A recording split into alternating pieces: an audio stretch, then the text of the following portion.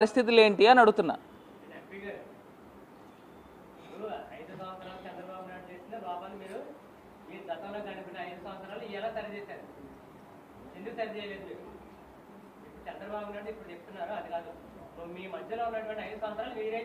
అదే నేను చెప్తున్నానండి, అట్లా కాదు, ఇది నేషనల్.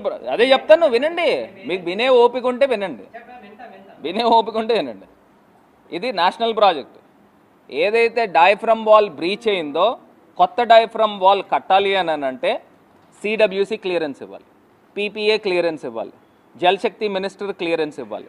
ఇవన్నీ నేషనల్ వైడ్ ఇష్యూ. ఇది దానికి ఏం చేశారు, కొత్త డయాఫ్రమ్ వాల్ కట్టాలా లేకపోతే ఉన్న డయాఫ్రమ్ వాల్ని రిపేర్ చేయాలా అనే దానిపైన వాళ్ళు టైం టేకింగ్ తీసుకున్నారు. ఇంతకాలం తర్వాత ఎక్స్పర్ట్స్ కమిటీని వివిధ ప్రాంతాల నుంచి, అమెరికా నుంచి, కెనడా నుంచి తీసుకుని వచ్చి ఇప్పుడు వాళ్ళు సజెస్ట్ చేసింది ఏంటి, న్యూ డయాఫ్రమ్ వాల్ కట్టాలనే. ఇప్పుడు మేము కూడా అప్పుడు మేము చెప్పింది కూడా అదే.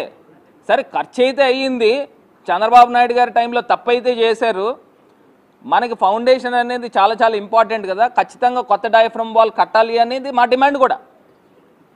ఇప్పుడు తప్పులు ఎవరు చేశారండి, మేము జగన్ గారు వచ్చిన తర్వాత up stream coffer dam complete చేశారు, జగన్ గారు వచ్చిన తర్వాత down stream coffer dam complete చేశారు, జగన్ గారు వచ్చిన తర్వాత స్పిల్వే కంప్లీట్ చేశారు, ఏదైతే హైడ్రాలిక్ గేట్స్ పెట్టారు, స్పిల్ ఛానల్ కంప్లీట్ చేశారు, అప్రోచ్ ఛానల్ కంప్లీట్ చేశారు. ఇట్లా మొత్తం అంతా కూడా పోలవరం ప్రాజెక్టుకు ఒక రూపాన్ని తీసుకొచ్చింది జగన్మోహన్ రెడ్డి గారు. ఏదైతే ఈసీఆర్ఎఫ్ డ్యామ్ కట్టాల్సి వస్తుందో దాని కిందన ఫౌండేషన్ అనేది చాలా చాలా ఇంపార్టెంట్. ప్లస్ ఆ కాఫర్ డ్యామ్ సీపేజీలు ఎవరి వల్ల వచ్చిందండి, చంద్రబాబు నాయుడు గారు గవర్నమెంట్ వల్ల కాదా?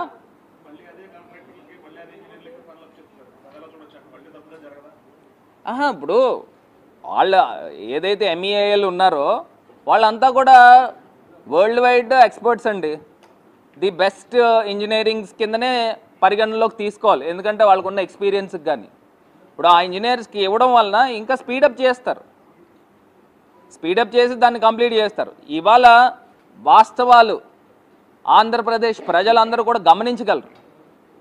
ఇంత దారుణాతి దారుణమైన కార్యక్రమాలు చేసిన తెలుగుదేశం ప్రభుత్వము ఎక్స్పర్ట్స్ కమిటీ వేసుకుని కొత్త డయాఫ్రమ్ వాల్ కట్టే పరిస్థితులు తీసుకుని వచ్చి ఇంత కాలయాపనకి కారకుడైన వ్యక్తి చంద్రబాబు నాయుడు గారు.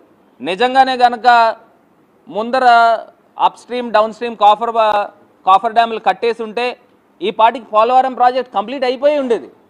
మేము మా గవర్నమెంట్ ఉన్నప్పుడే కంప్లీట్ చేసేద్దాం. ఇవన్నీ కూడా గమనించగలరు, ఈ తప్పిదాల కారకులు ఎవరు ఏంటి అనేది గమనించగలరు. ఏమన్నా ఇంకేమన్నా ఉందా?